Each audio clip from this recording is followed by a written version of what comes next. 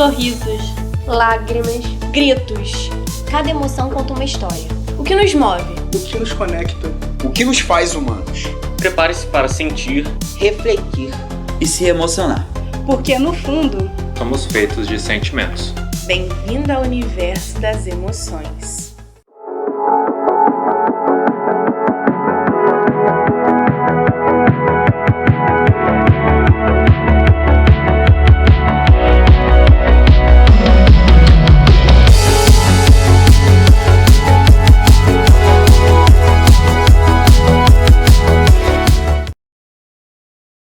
Eu não sei pra vocês o que vem em mente quando eu falo sobre medo, o que é aquilo que você temia provavelmente enquanto criança, né? A minha alma tá armada e apontada para a cara do sucesso. Os pais sem voz, pais sem voz, não é paz, é medo. Sabe, os humanos vivem presos em correntes invisíveis. O medo, sempre presente, mesmo quando não percebem. Eles temem o futuro, o passado e até o presente. O medo do fracasso os motiva, mas paralisa. O medo causa uma série de sensações estranhas. O cérebro produz uma série de hormônios. O coração deles dispara, as mãos começam a suar, a respiração começa a ficar mais rápida e, é claro, o corpo se prepara para lutar ou fugir. Ué, você ouviu isso também? É claro. Pelo visto, os humanos estão falando de nós. De novo. É verdade. Vamos parar tudo e observar o que eles estão dizendo. O medo está presente em todo lugar. O medo é o sentimento de temor do desconhecido, despertando os nossos sentidos. É o medo da perda de controle, nos lembrando dos riscos que corremos todos os dias. São os gritos de adrenalina que confrontamos por escolha própria. Seja em uma rua escura, um cruzamento perigoso, em uma montanha russa ou até mesmo na cultura pop. O medo está em todo lugar. Você já passou por ele? Eu tenho medo de muitas coisas, viu? O medo é uma barreira que impede a gente de fazer qualquer coisa que a gente queira. Que impede a gente de se entregar para as coisas.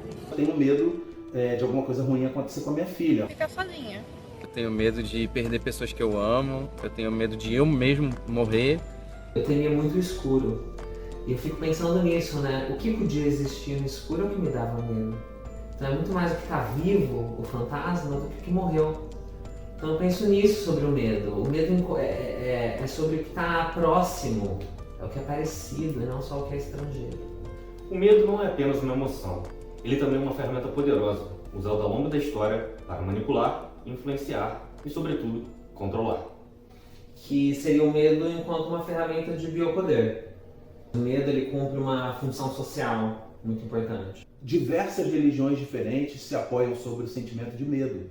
Seja o medo do demônio, do diabo, de forças malignas, seja o medo do próprio Deus, né? Muitas religiões elas apostam que Deus pode te punir se você não for uma pessoa correta, que siga os mandamentos e etc.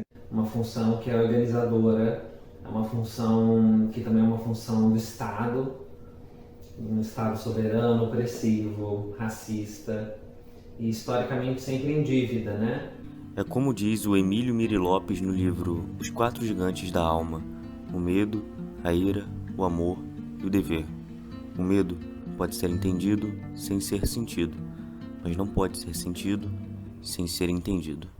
Esse Emílio, ele tinha propostas interessantes para nos estudar.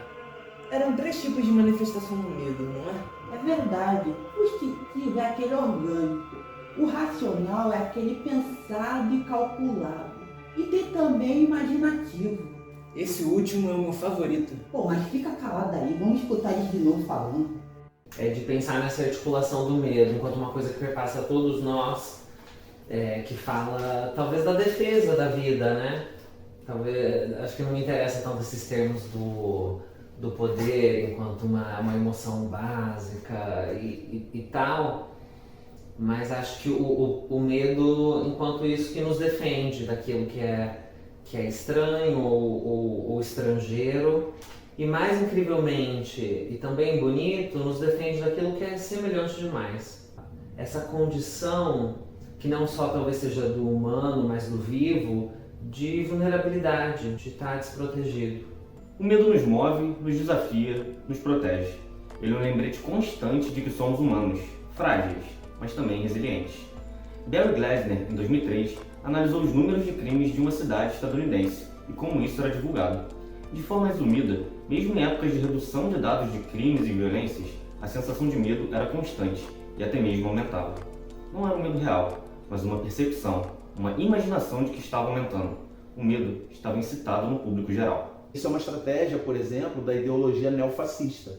O neofascismo ele é uma ideologia política baseada na promoção e na produção do medo generalizado, do medo de vários grupos que são chamados de diferentes. E isso é muito perigoso, porque isso aparece nas urnas, aparece nas eleições.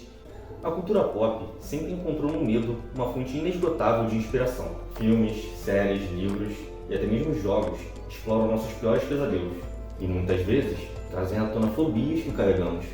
Cada obra nos convida a enfrentar um desconhecido. O palhaço que nos encara com um sorriso macabro, o espaço apertado que nos tira o ar, ou a altura que nos faz perder o chão. Mas por que buscamos essas histórias? Talvez seja uma forma de enfrentarmos de forma segura aquilo que nos aterroriza no mundo real. Essas são experiências do medo controlado. Isso acontece, por exemplo, com pessoas que fazem treino de luta, uma coisa que simula um combate real, só que ali é controlado. Tem um medo que é primordial e talvez uma sensação de todos nós que nos mantenha vivos. É o medo da altura, é o medo daquilo que nos mata.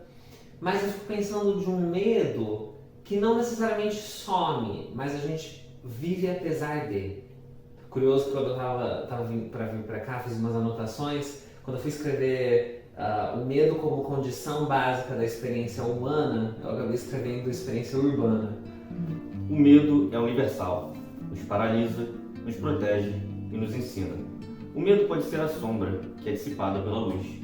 O que define nossas vidas é a maneira como lidamos com esses temores. Pensando em experiência urbana, pensando em experiências LGBT+, pensando em experiências de raça nesse país, assim, que é de uma violência tamanha, compartilhar o medo me parece bem valioso, né? Poder compartilhar entre a gente aquilo que a gente teme e criar redes de cuidado, ou seja, viveremos apesar desse medo, é muito lindo. Fear of the dark, fear of the dark. I have a constant fear that something's always near. Fear of the dark, fear of the dark. I have a phobia that someone's always there.